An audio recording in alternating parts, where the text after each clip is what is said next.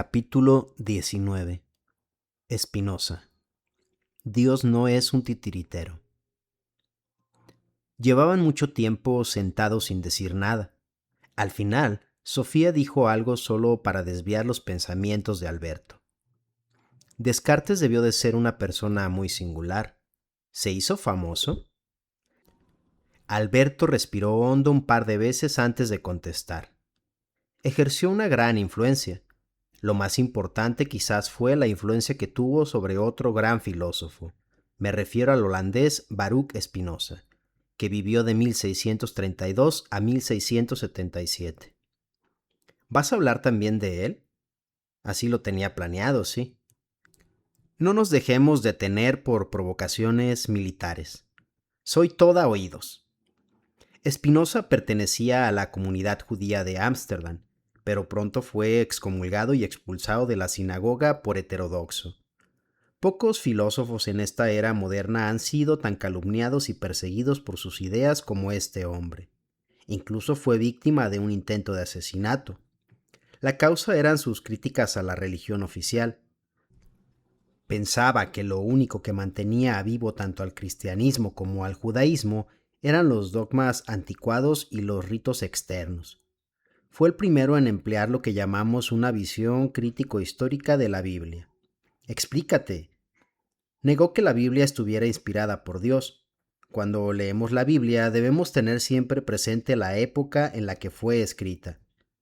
Una lectura crítica de este tipo también revelará una serie de discrepancias entre las distintas escrituras. No obstante, bajo la superficie de las escrituras del Nuevo Testamento nos encontramos a Jesús, que muy bien puede ser denominado el portavoz de Dios, porque la predicación de Jesús representó precisamente una liberación del anquilosado judaísmo.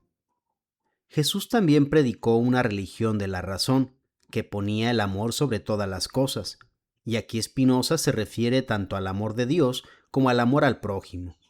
Pero el cristianismo también quedó pronto anquilosado en dogmas fijos y ritos externos. Entiendo que ideas como esas no fueran fácilmente aceptadas por las iglesias y sinagogas. Cuando la situación se agravó, Spinoza fue abandonado incluso por su propia familia, que intentó desheredarlo debido a su heterodoxia. Lo paradójico es que pocos han hablado tanto a favor de la libertad de expresión y de la tolerancia religiosa como Spinoza. Toda esa oposición con la que se topó dio lugar a que viviera una vida tranquila enteramente dedicada a la filosofía. Para ganarse el sustento, pulía vidrios ópticos. Algunas de esas lentes son las que están ahora en mi poder. Impresionante. Casi tiene algo de simbólico que viviera de pulir lentes, pues los filósofos deben ayudar a los hombres a ver la existencia desde una nueva perspectiva. Un punto de la filosofía de Spinoza es precisamente ver las cosas bajo el ángulo de la eternidad.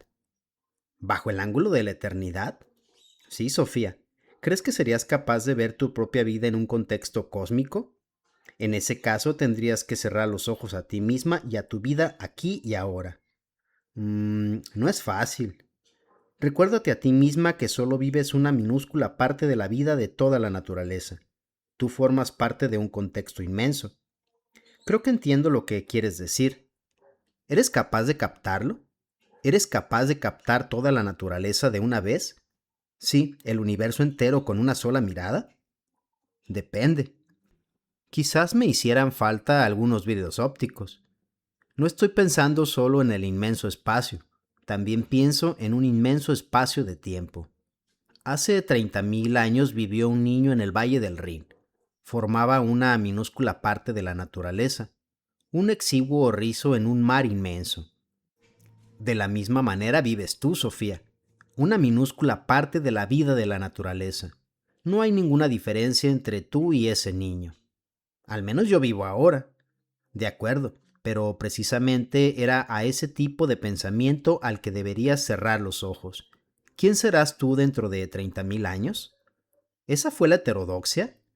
Bueno, Spinoza no solo dijo que todo lo que existe es naturaleza, también decía que Dios es igual a naturaleza. Veía a Dios en todo lo que existe, y veía todo lo que existe en Dios. Entonces era un panteísta. Cierto, Para Spinoza, Dios no creó el mundo quedándose fuera de su creación. No, Dios es el mundo. A veces se expresa de una manera un poco distinta. Afirma que el mundo está en Dios. Sobre este punto se remite al discurso de San Pablo en el monte del Areópago. En él vivimos, nos movemos y existimos, había dicho San Pablo. Pero sigamos ahora el razonamiento del propio Spinoza. Su libro más importante fue Ética demostrada según el orden geométrico. ¿Ética? ¿Y método geométrico? A lo mejor suena raro a nuestros oídos. Con la palabra ética, los filósofos se refieren a la enseñanza de cómo debemos vivir para conseguir la felicidad. Es en ese sentido en el que hablamos de la ética de Sócrates y Aristóteles. Es en nuestros días cuando la ética se ha visto reducida a ciertas reglas de cómo vivir para no molestar a los demás. ¿Por qué pensar en la propia felicidad es ser egoísta? Algo así, sí. Cuando Spinoza utiliza la palabra ética, podría traducirse tanto por arte de vivir como por moral. Pero, ¿arte de vivir según el orden geométrico? El método geométrico se refiere al lenguaje o la forma de presentación. Acuérdate que Descartes también quería emplear el método matemático para la reflexión filosófica. Con esto quería decir una reflexión filosófica construida sobre conclusiones rígidas. Spinoza sigue esta tradición racionalista. En su ética quería mostrar cómo la vida del hombre está condicionada por las leyes de la naturaleza. Por ello debemos liberarnos de nuestros sentimientos y afectos, para así encontrar la paz y poder ser felices, opinaba él. ¿Pero no estamos determinados únicamente por las leyes de la naturaleza? Bueno, Spinoza no es un filósofo fácil de entender, Sofía. Iremos por partes. Supongo que te acordarás de que Descartes opinaba que la realidad está compuesta de dos sustancias claramente diferenciadas, el pensamiento y la extensión. ¿Cómo podría haberlo olvidado en tan poco tiempo? La palabra sustancia puede traducirse por aquello de lo que algo consta, aquello que en el fondo es o de lo que proviene. Descartes hablaba pues de dos sustancias. Todo es pensamiento o extensión, decía. No necesito que me lo repitas. Pero Spinoza no admitió esa distinción. Opinaba que solo hay una sustancia. Todo lo que existe proviene de lo mismo, decía, y lo llamaba sustancia. Otras veces lo llamaba Dios o naturaleza. Por lo tanto, Spinoza no tiene una concepción dualista de la realidad como la tenía Descartes. Decimos que es monista, lo que quiere decir que reconduce toda la naturaleza y todas las circunstancias de la vida a una sola sustancia. Difícilmente se puede estar más en desacuerdo. La diferencia entre Descartes y Spinoza no es tan grande como a veces se ha dicho. También Descartes señaló que solo Dios existe por sí mismo. No obstante, cuando Spinoza equipara a Dios con la naturaleza o a Dios con la creación, se aleja mucho de Descartes y también de los conceptos judíos y cristianos. Porque en ese caso la naturaleza es Dios y se acabó.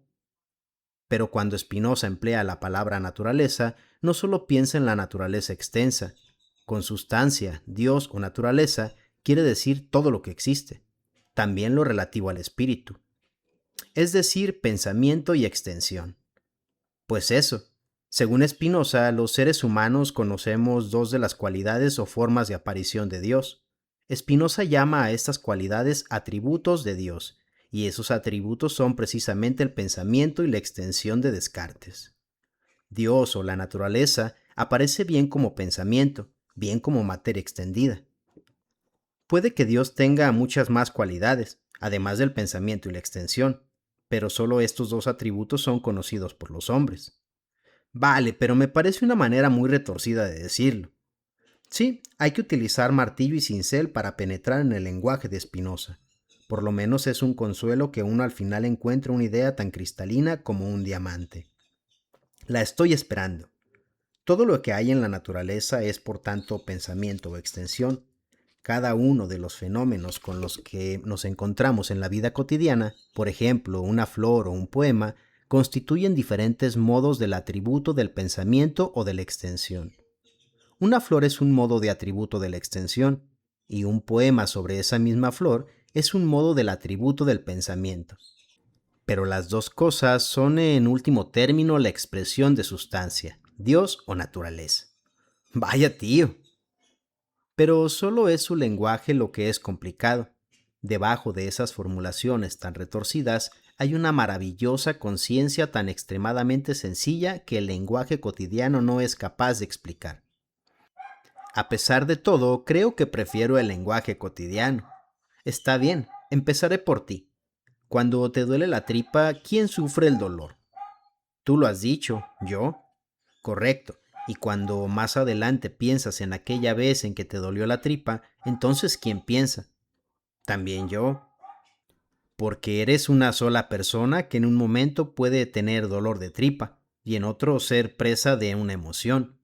De esa manera, Spinoza pensó que todas las cosas físicas que existen o acontecen en nuestro entorno son expresiones de Dios o de la naturaleza. Así todos los pensamientos que se piensan son pensamientos de Dios o de la naturaleza, porque todo es uno. Solo hay un Dios, una naturaleza o una sustancia. Pero cuando pienso algo, soy yo quien pienso, y cuando me muevo, soy yo quien me muevo. ¿Por qué mezclar a Dios en esto? Me gusta tu apasionamiento, pero ¿quién eres tú? Eres Sofía Amundsen, pero también eres la expresión de algo infinitamente más grande.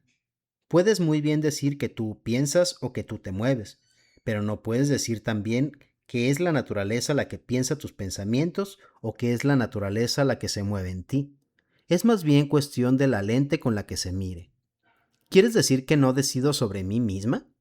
Bueno, a lo mejor tienes una especie de libertad para mover el dedo meñique si quieres, pero ese dedo solo puede moverse según su naturaleza.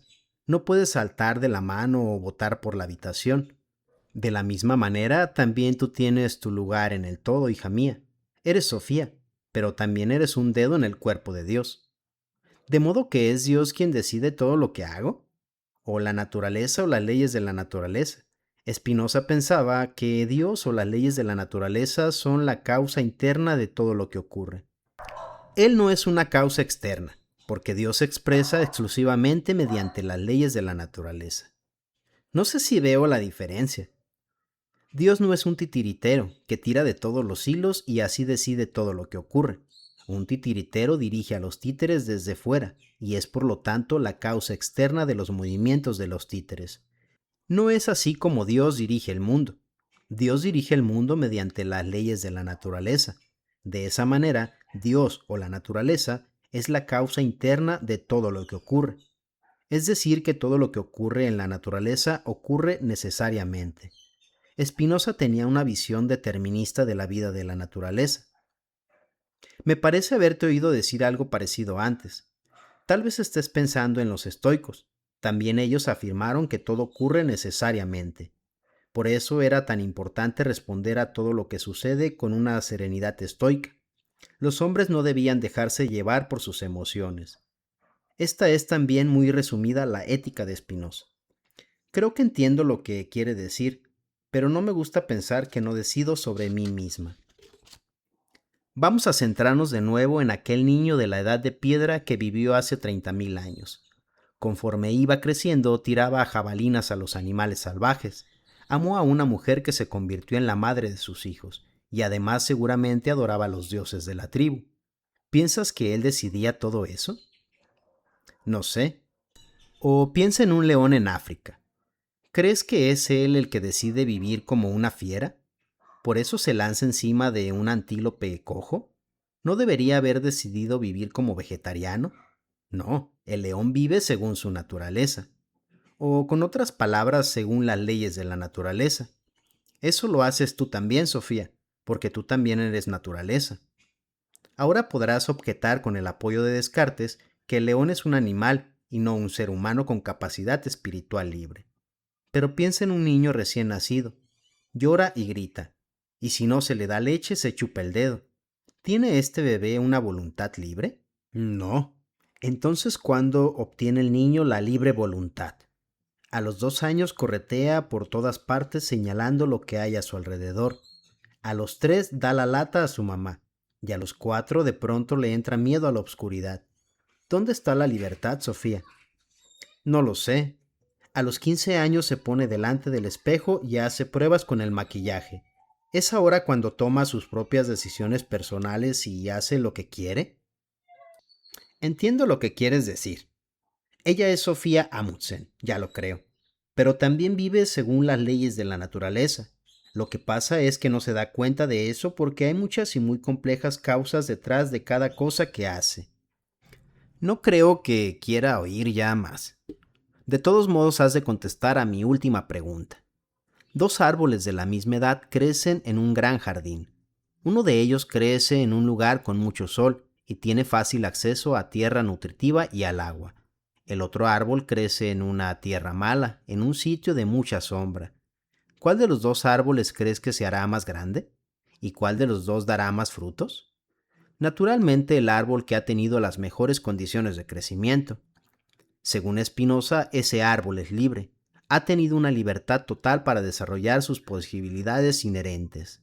Pero si es un manzano, no ha tenido posibilidad de dar peras o ciruelas. Lo mismo ocurre con los seres humanos. Se nos puede inhibir nuestra evolución y nuestro crecimiento personal, por ejemplo, mediante determinadas condiciones políticas. De esa manera, una fuerza exterior nos puede poner impedimentos. Solo vivimos como seres libres cuando podemos desarrollar libremente nuestras posibilidades inherentes. Pero estamos tan determinados por disposiciones internas y condiciones externas como aquel niño del Valle del Rin en la Edad de Piedra, el león de África o el manzano del jardín. Estoy a punto de resignarme.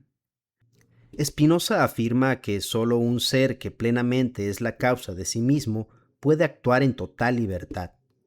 Solo Dios o la naturaleza presentan una actividad así de libre, y no casual. Un ser humano puede esforzarse por conseguir una libertad que le permita vivir sin presiones externas, pero jamás conseguirá una voluntad libre. Nosotros no decidimos todo lo que ocurre con nuestro cuerpo, que es un modo del atributo de la extensión. Tampoco elegimos lo que pensamos. El hombre no tiene, por tanto, un alma libre, que está más o menos presa en un cuerpo mecánico. Eso me resulta un poco difícil de entender. Spinoza pensaba que son las pasiones de los seres humanos, por ejemplo, la ambición y el deseo, las que nos impiden lograr la verdadera felicidad y armonía. No obstante, si reconocemos que todo ocurre por necesidad, podremos lograr un reconocimiento intuitivo de la naturaleza como tal. Podremos llegar a una vivencia cristalina del contexto de todas las cosas, de que todo es uno. La meta es captar todo lo que existe con una sola mirada panorámica. Hasta entonces no podremos alcanzar la máxima felicidad y serenidad del espíritu. Esto fue lo que Spinoza llamó ver todo, subspecie aeternitatis. ¿Y qué significa?